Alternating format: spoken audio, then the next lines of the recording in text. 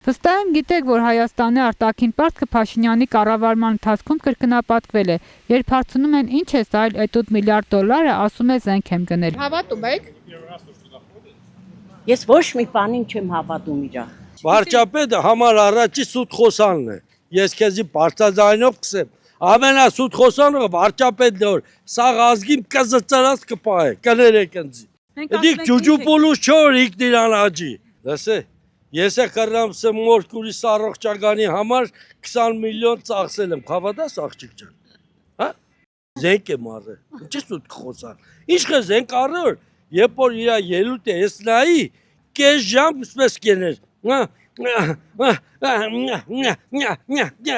Զենք եմ առել, որ մե բանը կծրեց։ Ոչ,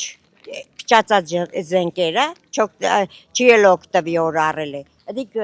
մուտիտ է։ Իրա ջեբն է։ Սա ղեկավարների ջեբն է։ Կարող է իմ ջեբս է։ Մենք նոր խոսում ենք, ինչի մասին ինքն է չգիտե։ Այսօր ասածը վաղվան չի համապատասխանում։ Չէ։ Ինքը պարկայալջի է բաժանը։ Դղյակները կառուցը։ Աշխատ տարբեր բանկերուն